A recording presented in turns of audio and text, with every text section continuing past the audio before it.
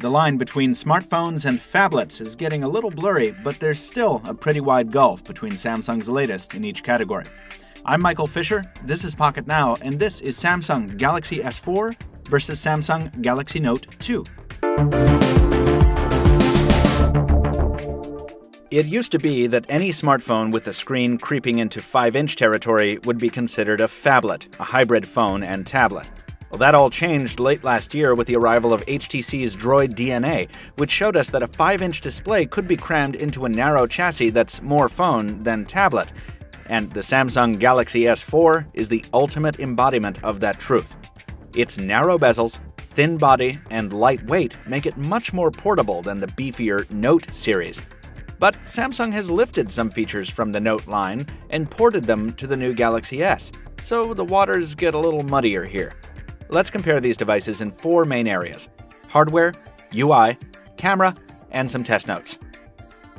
Side by side, it doesn't seem like these devices would have much in common. The Note 2 is a genuine monster next to the svelte S4, almost 2 millimeters thicker and larger in every other dimension as well. But there are some commonalities under the hood here. Both the Note 2 and our American GS4 run on quad-core processors backed up by 2 gigs of RAM. On the Note 2, it's a Samsung Exynos 4412 running at 1.6 GHz, and on the Galaxy S4, it's a Snapdragon 600 at 1.9 GHz. Both devices are offered in multiple storage options with microSD expansion, and both feature removable batteries. But the Note 2's 3100 mAh pack is 500 mAh larger than the Galaxy S4's. The biggest factor driving the Note 2's beefier dimensions is the Super AMOLED display, which at 5.5 inches is a full half-inch larger diagonally than the Galaxy S4's. It's also lower in resolution at 720p, putting out a pixel density of 267 ppi. That's nowhere close to the sharpness of the S4's 1080p 441 ppi Super AMOLED panel, but the Note 2 screen still provides wonderfully rich colors, deep blacks, and more than enough sharpness for the average user. And the added acreage is a big advantage to those who just want more screen. Still, whites appear a bit more green on the Note 2, and the difference in sharpness is detectable on text-heavy pages, so the S4 will still be the preferred choice for display purists. In the hand, the difference between the 182-gram Note 2 and the 130-gram Galaxy S4 is night and day. While they're both finished in the same glossy hyperglaze with similar texturing patterns underneath, the size and weight disparity makes you keenly aware that one of these is a smartphone and the other is something more. That's reinforced by the presence of the S Pen on the Note 2, which takes us into software and UI. The Note 2 relies heavily on its S Pen stylus to set it apart from the Galaxy S line.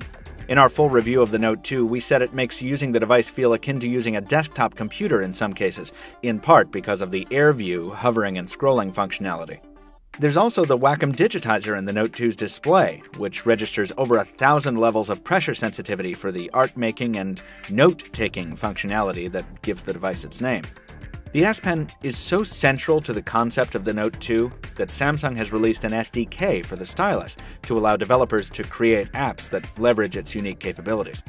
Now, Samsung has ported some of those S Pen features to the Galaxy S4, without also bringing along the S Pen. Specifically, it's introduced Air View to the S4, allowing a user to hover with his or her finger over the display to initiate different actions than a tap. Now, while this is a handy idea, it somehow feels less natural with a thumb than with a stylus. It's also only a partial replication. Scrolling doesn't function on the S4 as it does on the Note 2, and some of the bugs have made their way from the previous incarnation as well. This is evident in the messaging app, where only some message threads provide previews on hover, seemingly at random.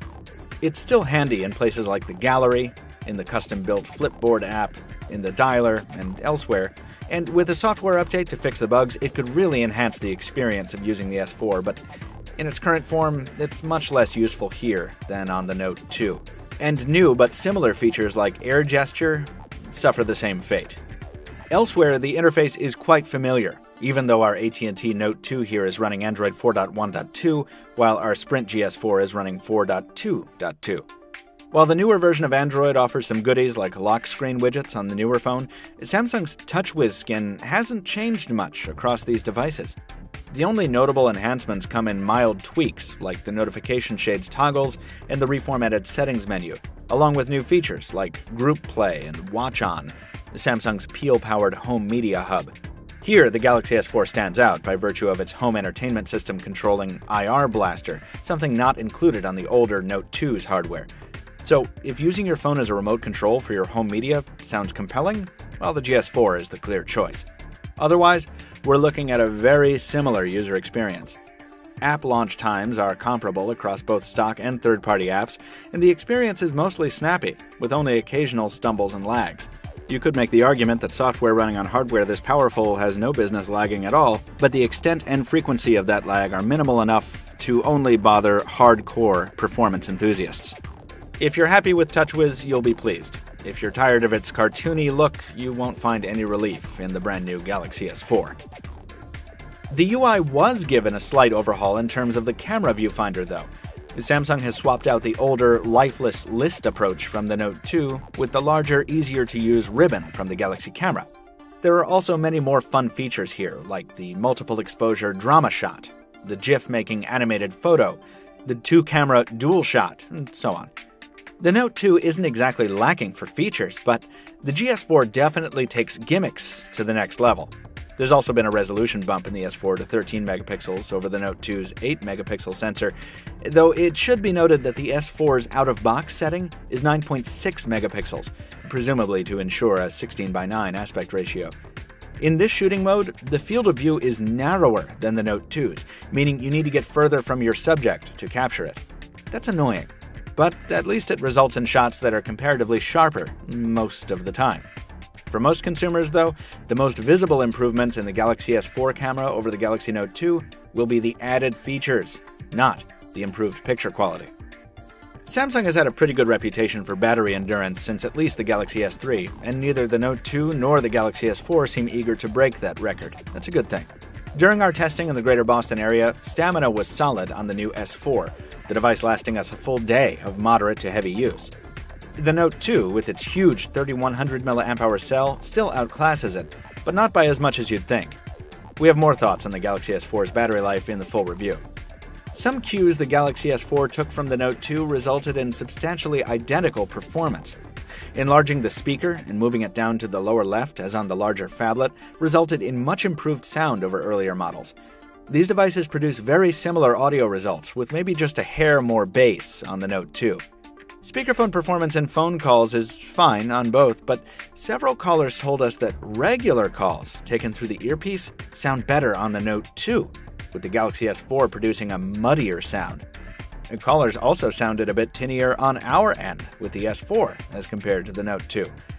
We're not sure if that's a result of hardware or software, or if it's correctable, but it is a little disappointing. In sum, though Samsung brought some features over from the Note family for its latest Galaxy S offering, these two smartphones are still a category apart. The Note, with its larger screen, S Pen, more refined feature set, better call quality, and superior battery life, is still the go-to choice for someone who needs more than a typical smartphone experience. The Galaxy S4 is more pocketable, with a much sharper screen and some newer features. It does the Galaxy S line proud, but it doesn't infringe on the phablet territory of its larger cousin.